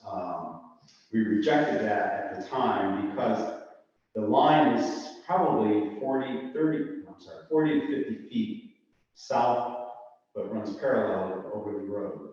It's in deep wooded jungle and swamp. And why it was put there, originally because it was going to the Jennings house and had nothing to do with Overley Road. But there's probably half the homes on that road that have water service from that line, but access to that line was going to be difficult, and it's such an old line that any work we did on it, we're afraid that it was just going to be a bigger problem than anyone anticipated. And we didn't have guaranteed funding to tap into it. Is that line actually just fed by this spring still? No. Oh, okay. So it's no longer fed by the spring. Okay. But we did is it's all tied into the rest of the system here. Okay. So it's still being used. So now the state's come back and said, well, since then, so we told the state that we couldn't help you with that, tapping into that existing line. They've come back, recognizing now that they have, I don't know if it's 4 or 7, I'm sorry, I missed that number, but contaminated wells that are above level, above the PFOA limit. And people that want to have POET systems in their house, and they want to get them off of that. So the state is saying that they're going to fund a new water line from your road, Matt Drive. Matt, oh, yeah, that's where it ended, yes, it's Yes, coming down, exactly. correct, And correct. Matt Drive. And we suspect that's what it's going to do is it's going to run down the north side of Overley Road, the long road, so it's accessible. And then we'll provide services for people that, it's mostly Gully Drive. There's several houses up there. I think there's 3 or 4 wells up there that are contaminated. And, but then there's other homes. There's about 11 services, potentially 11 services that could tap into this new water line. 11 residences that could tap into this. So, and then there's, plenty of open land in that road too, so future development would be more. So anyway, the state is going to fund this project, but the first step is doing a preliminary engineering report to get filed with the state, and that's just assessing what's there, what needs to be done, and preliminary cost estimates, environmental reviews, things like that. It's the first step. The process is going through a state revolving loan or water, Yeah, it's this, the one that we looked at, yeah, the one that we had before. So it's a fully subsidized loan, so we'll be paid back. That's the process we do. Right. Take out the loan, use the money, and then the state. Which is what happened with the PFOA Exactly. thing. It was a loan, but it was all paid, Right. paid via grant, right? Exactly. So this first step is just a planning grant. I think it's for, is it $27,000? Yeah, so.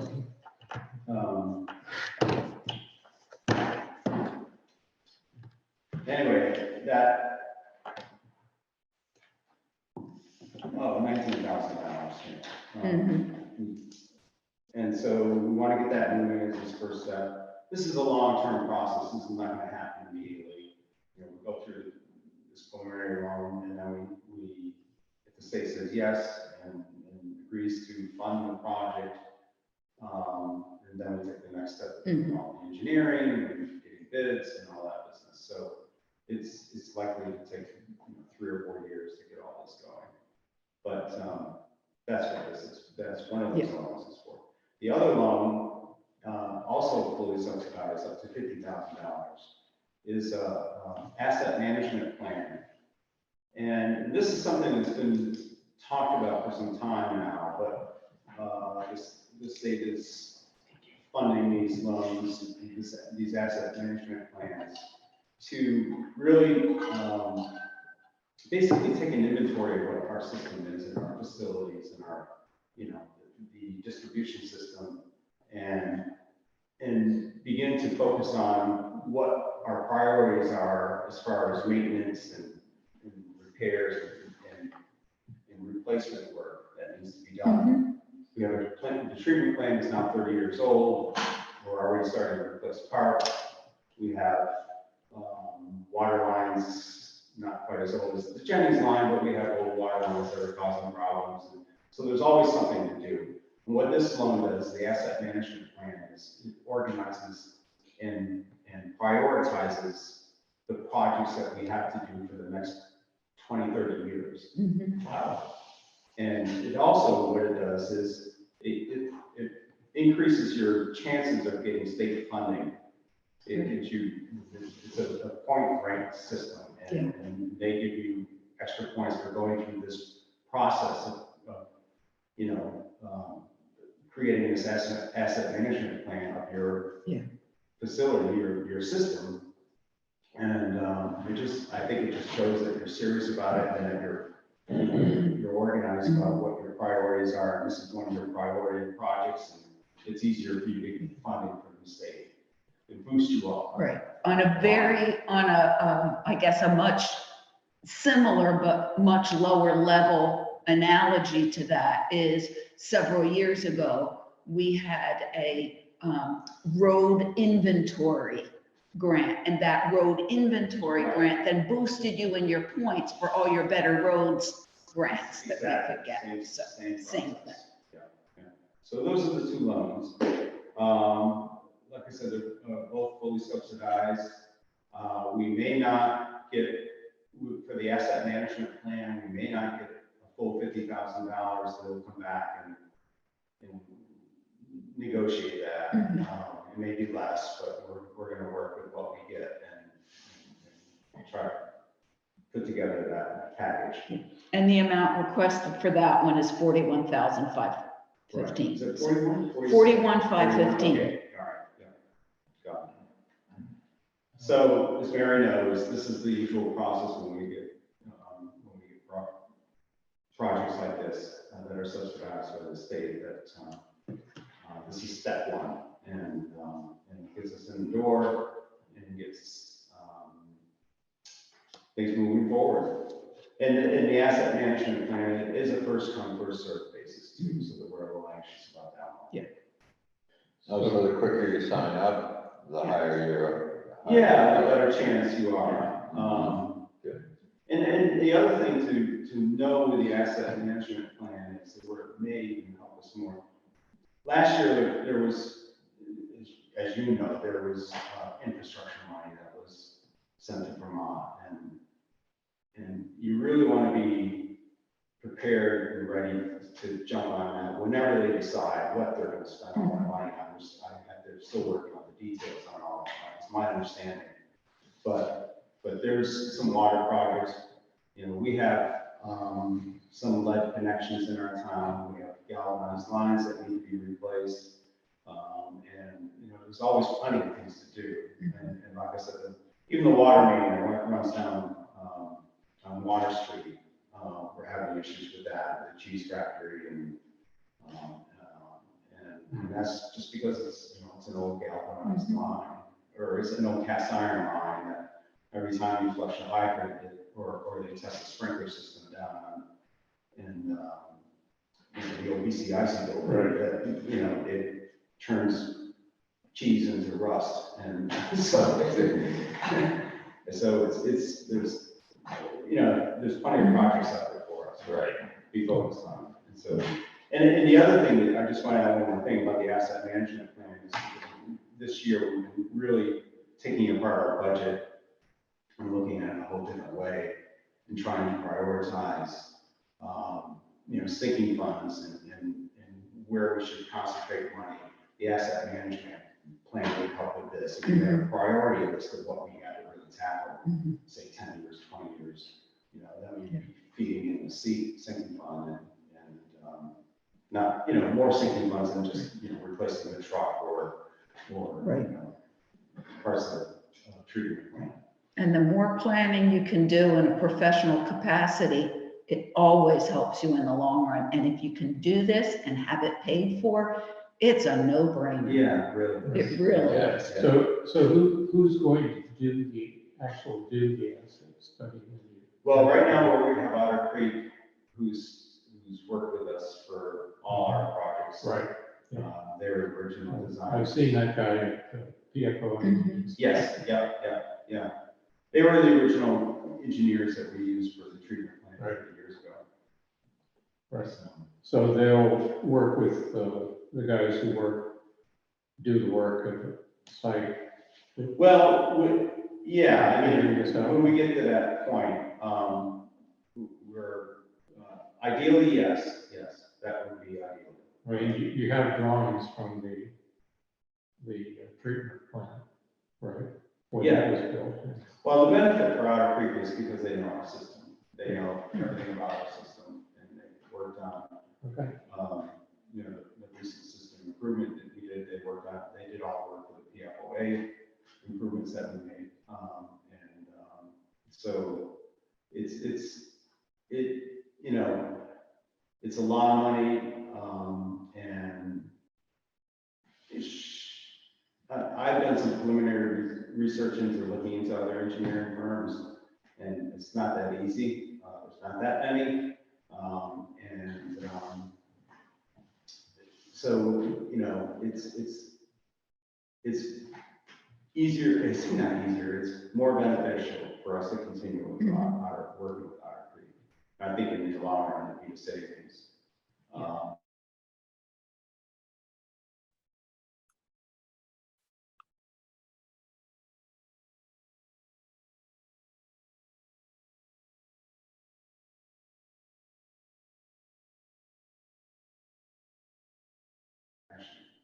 More than a year and a half ago, but we were having discussions about it last year at this time of the year. We were granted money to put a backup generator, CMI generator up at the treatment plant. And we were granted $122,000 to do this, which it would go into the engineering as well as the actual mechanics of getting that generator up there. It didn't pass our board. I didn't bring it up for a vote, but I didn't have votes. And then we were struggling, and at that time, one of our members wanted to get other engineers involved in checking prices and things like that. And it turned out Otter Creek was by far the cheapest one after we did all that. But then the state got tired of us not acting on this, and they took it away from us, but we just learned in the spring, in the summer, that in fact, the money is still there, and it still has our name on it. Right. So I'm trying to move that forward too, so I'm going to be back with a similar loan application to get go again. But we think that's really important. But I just bring that up because we have looked into other engineering, and it really does come down to, you know, I say we should be doing it because it's the public's money, and we're trying to be careful about all that. But in the exercises that I've done this year and last year, it turns out that sticking with the crew that we've been working with for all these years, it seems to make the most sense. And there is a first come, first served component to this one as well. This generator, which is what they ran out of money last year because, you know, if you delay, so. Exactly, yes. Sometimes you got to walk a fine line between doing research to the nth degree on cost and actually moving a project. Right, exactly. No, I learned that and heard it. So what actions are we taking this evening? I believe that we are looking for a board motion to approve the two loans. Yes. So moved. Second, further discussion? All in favor of the two loans? Aye. Aye. Good. Thank you. I'll sign them for you. Now, did you have something other in new business, or was that what we were going to discuss in executive session? Well, there was, I wanted to give you an update about the legal. Yeah, and that should probably wait till executive session. Yeah, no, definitely that. Can I ask one further question about the applications? Sure. The scope of that, is it called? Asset management. Asset management. Yeah. Does that also look forward as to what needs to be replaced or looked into improvements? Yes, yes, exactly. You didn't mention that. I just assumed that you would be done at the same time, but I want to be clear about that. Understand? Yeah, you're saying improvements and replacements for. Well, I mean, at the same, you're going to give a life to some of these assets. How much is left in it? Right, yes. So that's going to generate automatically some thoughts about when it gets replaced and system improvements that might open up opportunity. Absolutely, yes, yeah, right. Yeah, and having that, I mean, because you don't know,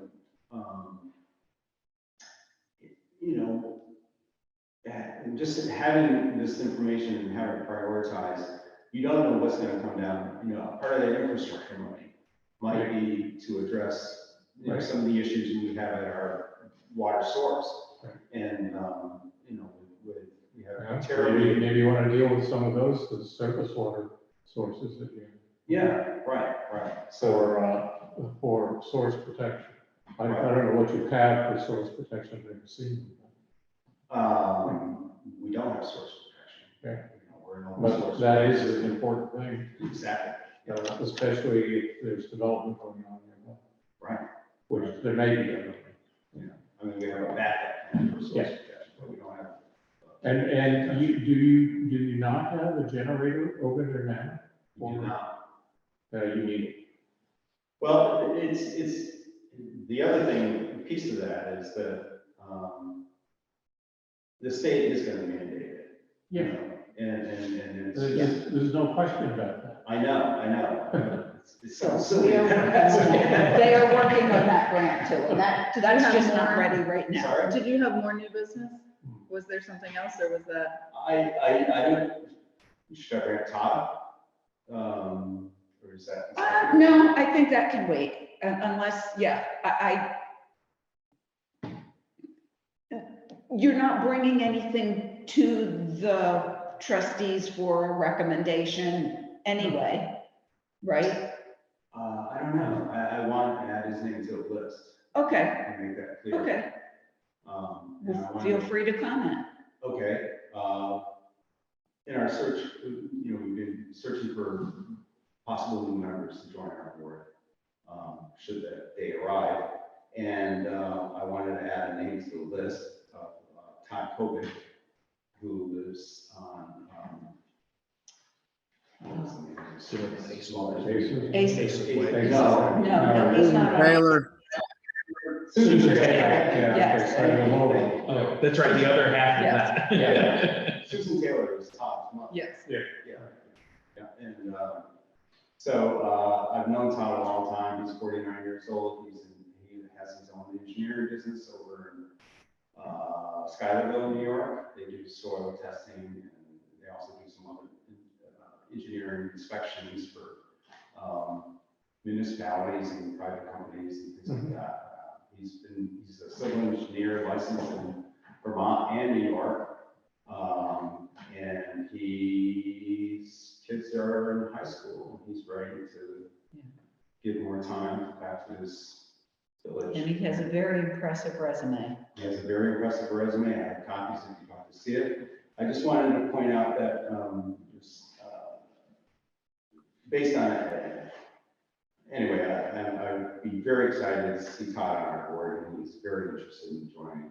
I think he'd be a big asset to help us out with a lot of things with this engineering background. I wanted to be clear, because we're having this discussion with our board internally, is that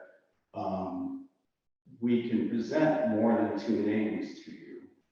And I didn't know if there's some confusion on our end, because everyone's aware of the statute that's written, that was adopted in 1990, not 1994. And that we can give you more than 1 names, more than 2 names. Yeah. We have to give you at least 2. Yes, at least 2. And they have to be 4 people from North Bennington. So, and there's priority or whatever, it's who you feel is best fit to serve. So I just wanted to make that clear, because like I said, we'll discussion about that internally. Yeah. So that's it. Okay. So did you bring copies of those 2 loans? I thought you I said. did. Yeah, I will be happy to sign them for you right after this meeting, Okay. since we've made that motion. Are we free to move on here? Okay.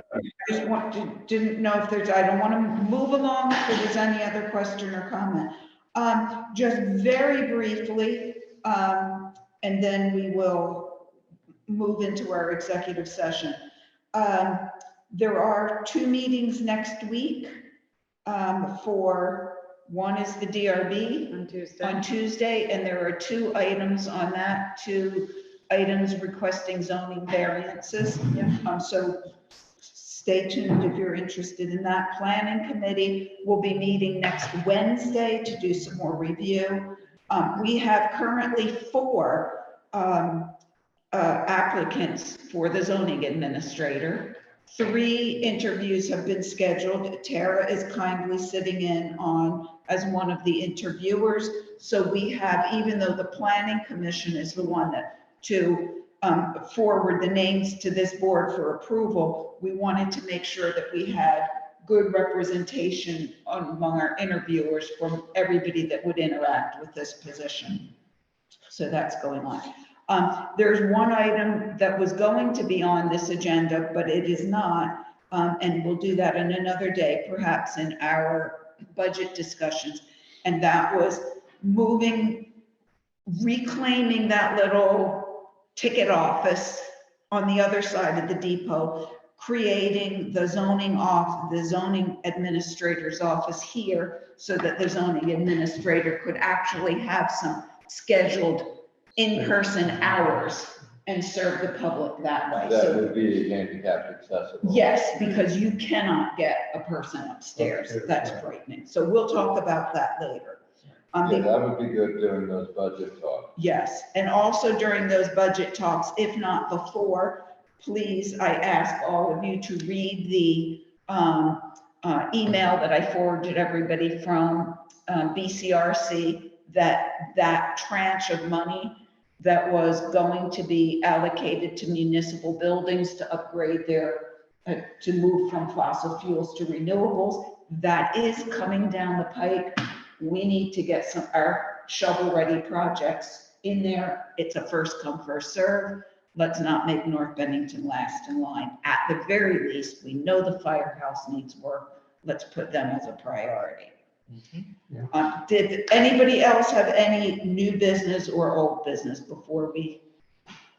No, I was gonna bring up the office thing. Okay. So you handled it. Can we talk about that then maybe we'll do that during one of our budget think tanks. At this point then, I believe we need a motion to go into executive session. I will move that we go into executive session And I am- at 9 o'clock. And I am happy to second that. All in favor? Aye. Okay. Hold on just a second. I have to move Cat TV into the waiting Yes. room. Are we making a movement after? Oh, yeah, so you're gonna be. I is it do going not to be- know. I do not believe there is a motion to be made because, there is no motion to be made. Okay, so Cat TV, when we exit executive session, there will be no further motions made other than to adjourn. Adjourn.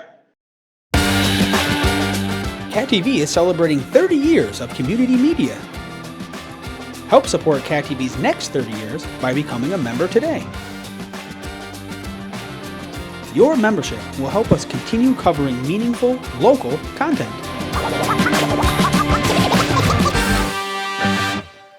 Thank you for supporting your local community media station.